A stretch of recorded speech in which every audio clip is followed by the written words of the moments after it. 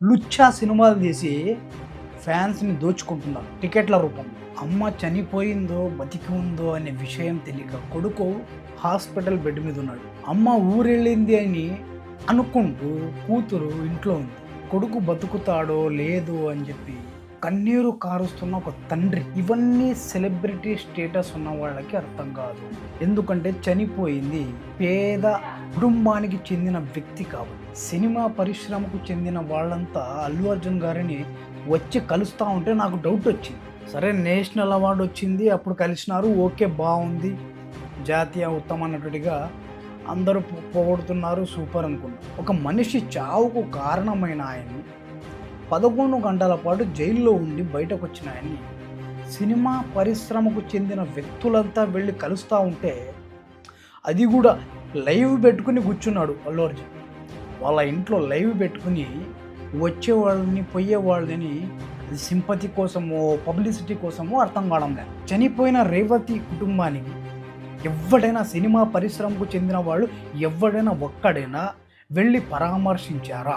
చిరంజీవి గారి దగ్గర నుండి కింది స్థాయి హీరోల వరకు ఏ ఒక్కరు కూడా ఆ రేవతి కుటుంబానికి సంఘీభావం తెలపలేదు, వెళ్ళి చూడనే లేదు.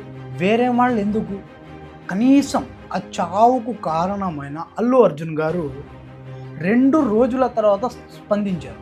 2 రోజుల తర్వాత స్పందించారు. చనిపోయిన ఆ మహిళకు సంబంధించి 2 రోజుల తర్వాత స్పందించి ఆ మహిళకు చనిపోయిన దానికి 25 లక్షల రూపాయల పరిహారం ఇస్తా అని చెప్పేసి.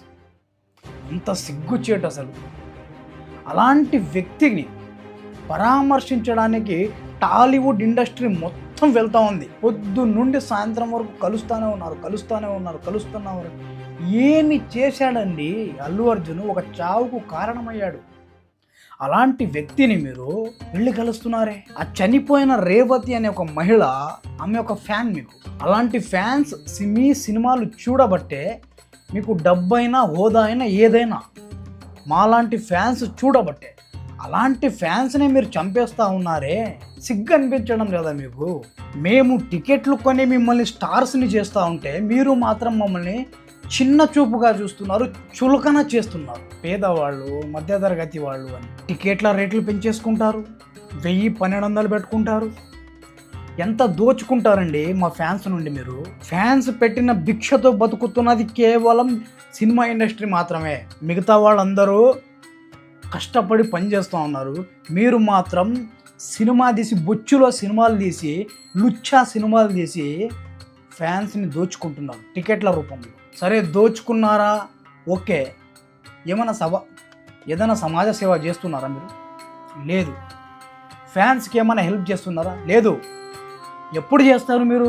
ఏ వరదలు వచ్చినప్పుడో, అదో 10 లక్షలో 5 లక్షలో, లేకుంటే ఎప్పుడో సంవత్సరానికో 2 సంవత్సరాలకో ఏదో ఒక ఫ్యాన్కి ఒక 50,000 లక్ష రూపాయలు ఇచ్చి పబ్లిసిటీ చేసుకోవడం. ప్రజల మీద పడి, ప్రజల డబ్బు మీద పడి బతుకుతున్నది కేవలం సినిమా ఇండస్ట్రీకి చెందిన హీరోలు మాత్రమే. మీ అంత వేస్ట్ గాళ్ళు ఎవరు లేరు. రేవంత్ రెడ్డి గారు, మీరు నిజమైన సీఎం అండి. మీరు సామాన్యుల సీఎం. రేవంత్ రెడ్డి గారు రాగానే హైడ్రా పేరుతో అసలు ఎవ్వరు టచ్ చేయరు. సినిమా హీరోలని ఎవరు టచ్ చేయరు. అయ్యో, వాళ్ళ ఫ్యాన్స్ ఉంటారు, వాళ్ళ ఫ్యాన్స్ మనకు ఓట్లు వేస్తారో లేదో, ఆ హీరోని ఏమని అంటే అని చెప్పేసి భయపడతారు. కానీ రేవంత్ రెడ్డి గారు అసలైన మగాడు, అసలైన సీఎం. అధికారంలోకి వచ్చి రాగానే హైడ్రా పేరుతో నాగార్జున గారికి చెందిన ఎన్ కన్వెన్షన్ సెంటర్ను కూల్చి పాడదొబ్బాడు. రేవతి చనిపోయిన విషయంలో అల్లు అర్జున్ గారిని 11 గంటల పాటు జైల్లో పెట్టించాడు. గ్రేట్ సార్ మీరు సామాన్యుల సీఎం.